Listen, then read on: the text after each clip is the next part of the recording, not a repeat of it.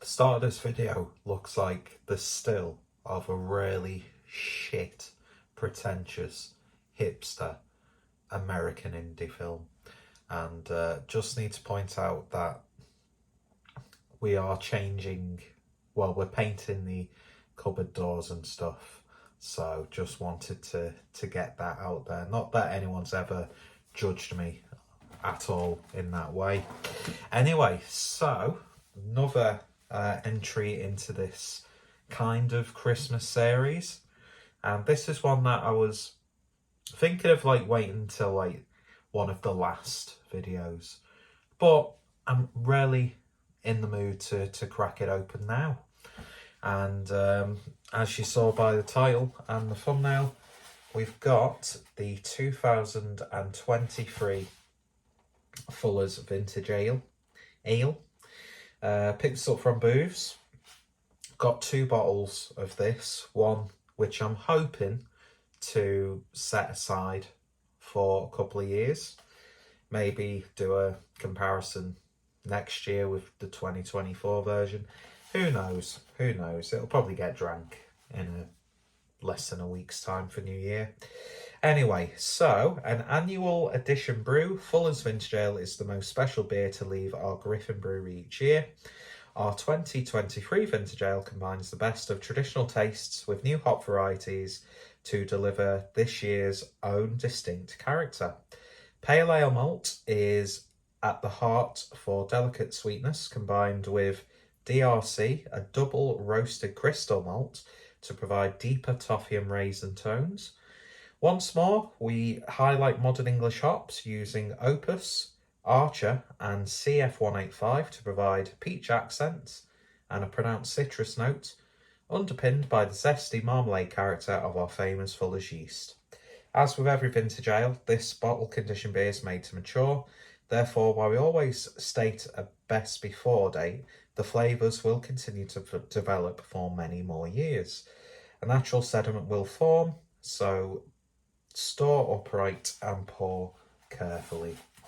So any sort of like additional information about this year's release will be referenced in the description, and any sort of suitable URLs will be there as well. And it looks like there's no sort of like little like insert with this one, but as always, presented beautifully in a nice cardboard box, and it's good quality as well, so that'll go into the cabinet. Don't know why I keep them. I've got that, I've got like the Brewer's Reserve, I've got like an Imperial Stout one and like Imperial IPA one. I don't know why I collect them. They're not doing anything, they're not even on display properly, but it is what it is, and what it is what it is. So here's what it looks like. We all know what the vintage ale looks like from year to year. 8.5%. This bottle is number 77,938. So this isn't chilled at all. It's just straight out of the cabinet. So let's see what we get with this year's release. And little, not lively, but you know what I mean. Really need to get myself a Fuller's snifter glass or tulip glass. I can't remember what the proper name for this style of glassware is. I had an absolutely gorgeous one when, was it Birmingham, for a piss up, and we went to a Fuller's pub and they had really nice Fuller's glassware. I think we had the Imperial Stout for that year. Oh, magic. One of those tick the box. That's what it's all about. And plus, most importantly, was with good company, even though they are all degenerates, as am I. So beer in the glass then, excuse me, sort of like got a cherry cola, oaky sort of look to it. A little bit of clarity there, not too much. I'd imagine that's gonna get a tiny bit more cloudier when we pour the rest of the beer in there. But yeah, looking very nice. Slight ruby hue. 1 finger's worth of a slightly off-white beigey looking head. Not too sure specifically about the hops that are used in this. I've not done any sort of like research prior to this review. I'm just going to tell you if I think it tastes nice, but it's certainly looking the part. So on the nose then. Oh yeah. Oh, that's really, really fruity. You do get that slight citrus character coming through, but not too much. I'm not really wanting a citrusy, hoppy sort of experience. But yeah, like really raisiny, curranty, a little bit syrupy.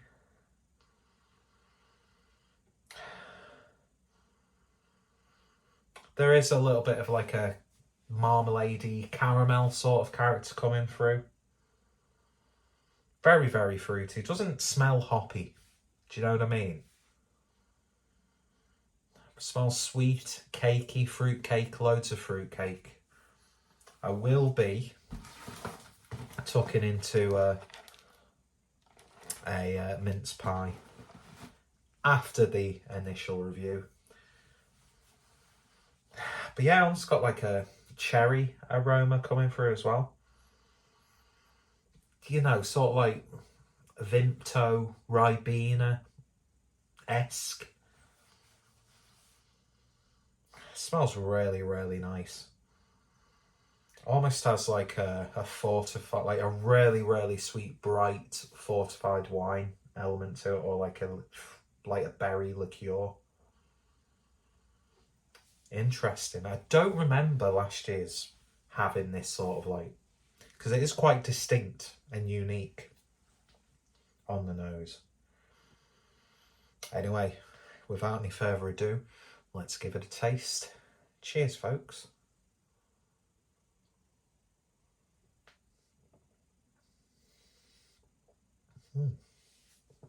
Wow, that is really different.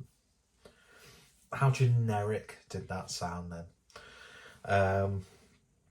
Yeah, I am getting a slight zestiness, but just like the nose, it's not like a really hoppy tasting beer. And right off the bat, I think, not that I've got any credentials to back up what I'm going to say, or any credibility, or any experience, or general, you know, in-depth. How can you have general yet in-depth knowledge about a subject? Like knowledge about brewing and things like that. You do get the impression that obviously this is really sort of like young and fresh.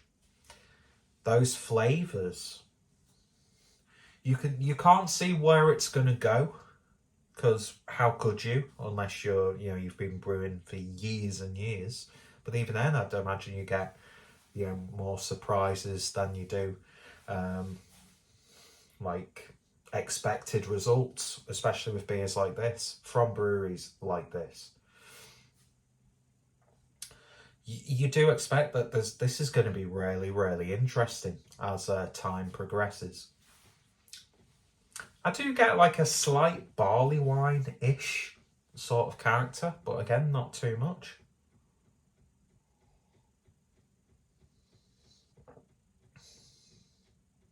There's a real muskiness.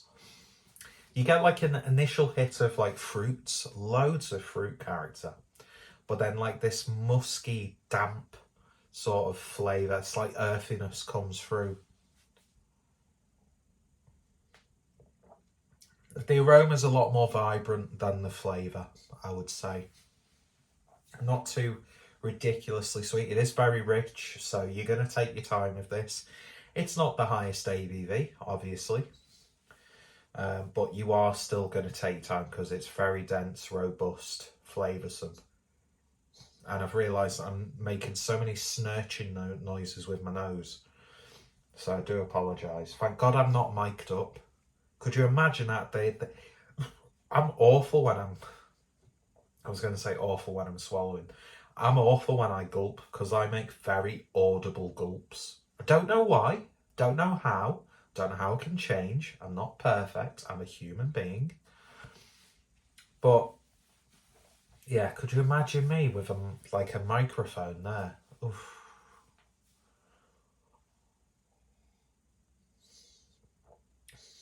But yeah, loads of steeped fruit character.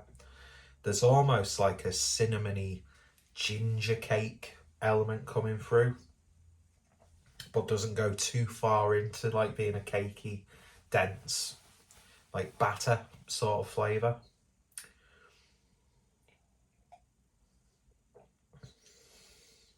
You're definitely feeling that like pale ale malt, because it's not like really roasty.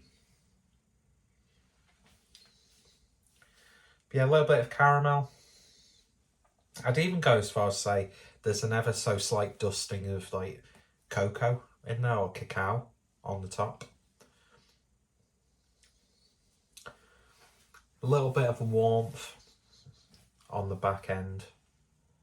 Yeah, I can imagine this mellowing out really, really nicely over time. See, I just don't have the self-control to buy multiple bottles of a beer like this, have one to enjoy there and then drink the other bottles further down the line or compare them with the next year's release. I don't have that discipline at all. Although I have got a 2-old barley wine that I've had for quite a long time, which I think that's just a matter of I don't want to open this up on my own. And for some reason, it never gets opened when I take it to like bottle shares. So that'll be interesting to see what that's like. But yeah, this is interesting. Really nice flavour to it. A little bit earthy on the back end. Very slight sweet port character coming through as well. It's all these like subtle characters.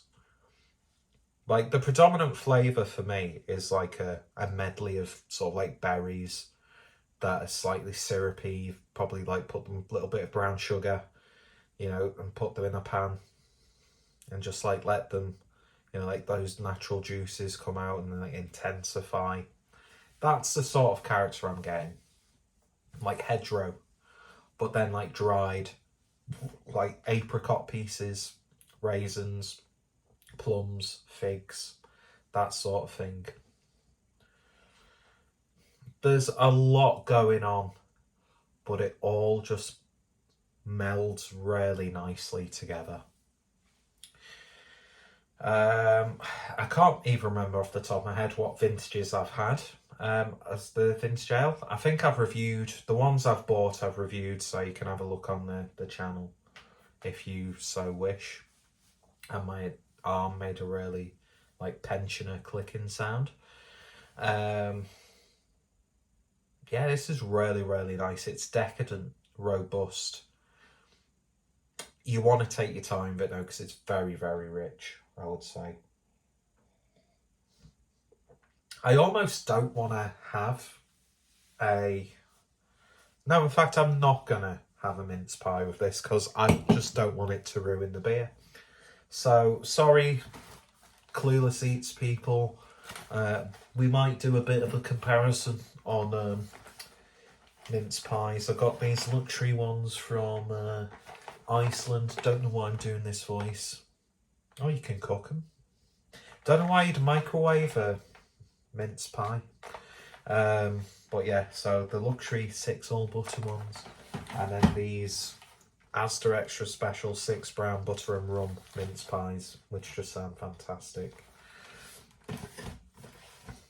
So yeah, we're not gonna touch the mince pies in this review.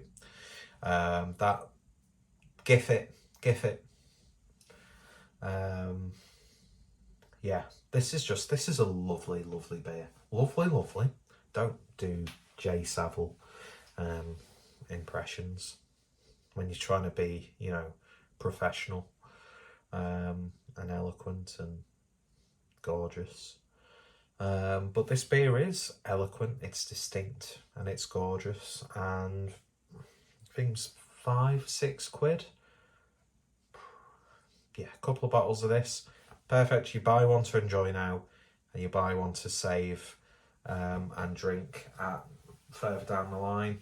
And I'm regretting, I'm mentioning Mersey beers a lot on my channel, but Adam did want to actually go halves on, I think they were doing like a Black Friday special where you got different vintages of the vintage ale for actually a really good price. And I don't know why I didn't take him up on that offer. But I think he got a couple, and the next one of the upcoming bottle shares. I need to contribute more to bottle shares. I'm drinking everyone else's beer that they've paid a lot of the time a lot of money for, and I'm not really adding anything to the bottle share itself. I can't even remember. I did the bottle share at Beermoth with Beernomicon ages ago with Rob from Hop Scene. And I can't remember if I even actually took anything there. And that was like a proper, bottle share. Yeah, I'm really shit at bottle shares. It's like the reputation I have with family of being the person who dodges around, which I don't. I'm not that. I hate rounds. Especially if you're not really in the mood. My nose twanged then. Especially when you're not really in the mood to stay out ages. Because it's like, you can't just... Do you know what I mean? Rounds, I get it. They make sense if you're on the sesh in a pub. But if you can't be arsed, rounds is awful. But then again, you don't want to be the person who goes, oh, it's your round, oh, I'm going to go now. Great Hale and Pace skit about people who dodge rounds. Don't know why I've got this reputation of being the round dodger. That sounds like I'm trying to make a Seinfeld-esque episode. Which, by the way, there's a really funny... my younger brother showed me... Oh, do you know what? I'll try this with all the beer in the glass. I'm saying savour it. I'm drinking this way too quickly. I am like the cool alcoholic auntie. That stereotypical, oh, problematic. No, it's just a joke. Don't get your, I was going to say, get your knickers in a twist. I've ruined this video by going on that tangent. Don't know why I'm putting that away, because I need to, this has been blah, blah, blah. Anyway, yeah, I'm just drinking this way too quickly. Yeah, I think I'm aspiring to be the cool drunk uncle, but my sibling hasn't had a child. Not that he knows of anyway, but that's legitimately a joke, by the way.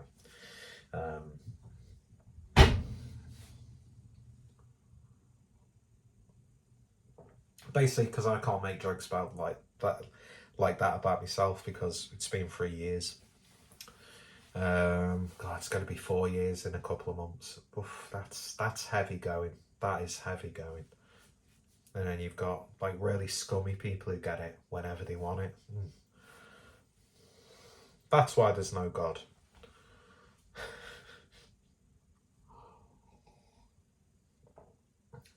A little bit more, strangely, a bit more of a vanilla-like character's coming out. But then again, you are getting that a bit more of a yeasty, earthy, little bit more roasted flavour when you dunk it all in. I mean, it has got a bit more opaque. I'm very tempted to crack this open next. But I won't, because if I'm going into Manchester tomorrow to do some last minute Christmas shopping, there's going to be so many people there. There's a potential of trains being messed up because of, slightly bad weather. One leaf has blown onto the train line. We're having to cancel the service. It's like, just risk it. Just risk it. Signal failure, risk it. Just do it. That's really insensitive if people know or have lost people because of like a signal failure. Anyway, I'm just being an absolute trash human in this video. I've ruined the video. I've genuinely ruined the video. And it's a shame, because this is really, really nice. Would I be able to tell you where it ranks in my favourite vintage ales from Fuller's? Fuck no. Can't remember what the last one was like. Although I was starting to get a little bit, they're going for like a really hoppy approach, and I'm like, don't. But the utilisation of hops in this is bang on. Very, very nice. Very, very nice. But yeah, chances are you buy this annually anyway. Chances are you've even probably forked out the money to buy vintage that you missed out on. But yeah, these sorts of beers always remind me of the absolutely beautiful and wonderful human Paul from PA Outdoors. I can't remember what the new channel's called, but PA Brew News, because he absolutely loves this sort of stuff, as with like Matt from Massive Beer Reviews as well, and rightfully so, because there's a lot of things that Americans love, like British imports, and you think, why'd you like that? But then again, even though, just imagine this is French's mustard. American mustard, fantastic. And also, getting on the American I Love You bandwagon, I have absolutely fallen in love with Old Bay seasoning. So if any of my American subscribers use Old Bay seasoning for very specific and tasty recipes, then please do let me know. Because, let's be honest, it looks like the actual like quality of American food produce, like meat and things like that, and bread. Chances are here it'd be like, no, you can't put that on the shelves. No, you can't inject a chicken with that much, steroid booster, testosterone. But what Americans do very, very well: seasonings, rubs, marinades, hot sauces, classic, Frank's Red Hot, classic. What else do Americans do very, very well? They do a lot of things very well. I mean, Red Hot wings from Frank's. Oh, beautiful. And what do we have? Fucking Coleman's English mustard, which burns your throat and makes your nose run. Although, very much appreciate Sauce Shop here in the UK. This chipotle and lime aioli. Oh, get out of town. Don't know what sort of and even though this is, I think it's a product of Mexico. Yeah, imported from Mexico. Cholula. The chipotle version. Oh, chipotle is just a great flavour. And to give the UK some credit, if you're in Asda and you like your chipotle hot sauces, because chipotle is never really that hot, is it? This tastes absolutely fantastic, as does smoky chipotle chili. And this is really nice as well, from, where's this from? I can never remember. Thailand. I mean, Sriracha, even though this isn't like the proper brand, this is Lidl Zone, which is still very good. But the mayo version, oh my god. Anyway, ending this video because it's fucking stupid. I've not really even touched any alcohol today either. I've just had to like a proper flip. I've not even finished me can of Hazy Jane that I had prior to recording this video, but it is what it is. So that's nearly half an hour. That's nearly an episode of a television programme.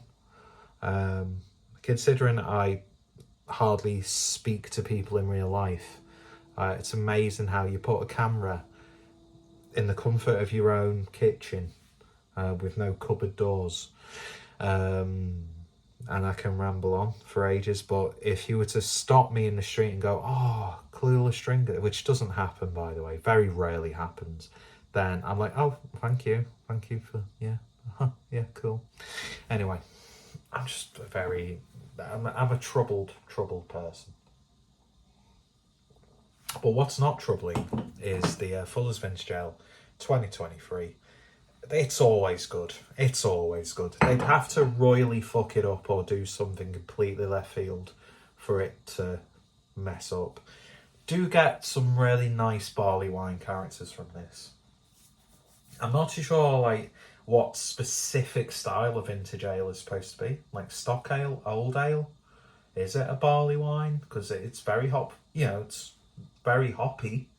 Especially with hops you wouldn't expect in a beer style like this. But thankfully it doesn't taste hoppy. Because if they wanted to, they could make a really good pale ale IPA. But yeah, there's just something really nice in this day and age where everything's being put into a can. You can still get stuff like this. There's a sense of occasion. There's theatrics about it. Nice presentation. It's not going to cost you an arm and a leg. It's well worth the money. And if you buy a couple, you're going to get a completely unique experience if you drink that beer 1 year, 6 months, 1 year, 2 years, 3 years, 4, 5 years down the line. Do you know what I mean? It's that sort of thing with the likes of Orval, not Orville. I can't believe nobody's made a joke about Orval sounding like Orville.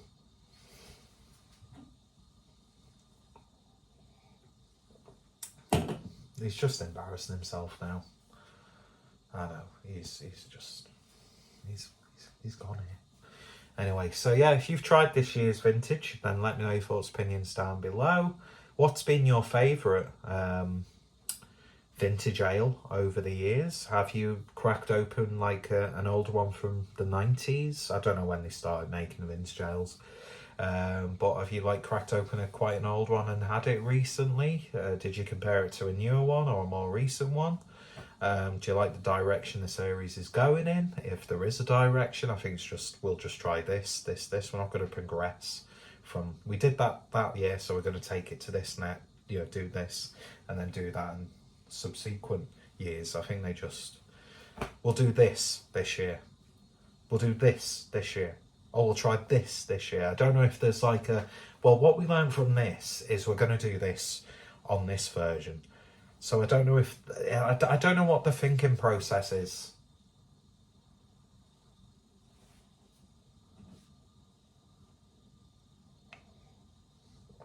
But it's really, really nice. It's getting nicer the more I'm drinking it. And it's at room temperature. It's not being chilled down at all. It doesn't have to. And yeah, lovely, lovely stuff. And I just hope I have the discipline to keep hold of the other one that I've got for at least a year to compare it with next year's. We'll see. Probably not. I'll probably just crack it open on a random live stream. Not that I've done many beer live streams for a while. Anyway, I almost feel like I've had a bit of a meltdown in this video. I don't know. It's what it is. Anyway, as long as you enjoyed it, that's all that matters. And I'm sure I'll have said stuff in this that people can use against me in the future. So I do the work for you. Anyway, cheers for watching. Beautiful beer. Additional information about this specific version, because I don't think that's going to be the full story, to be honest. But yeah, lovely stuff. And plus, I'm sure last year they had a sticker that went over the front there. I don't know, I can't remember. But yeah, I'm a little bit gutted that you don't get the little informational thing in there. But then again, Celebrator is not going to have the little goat on it going forward, is it? So, traditions get lost. But as long as the beer tastes good and they're still doing interesting things, that's all that matters. Anyway, gone on for way too long. I've pissed myself off. Thank you for watching. You all take care, stay safe, and yeah, I shall see you next time. Well, tomorrow or the day after for another Christmassy sort of review. Anyway, bye.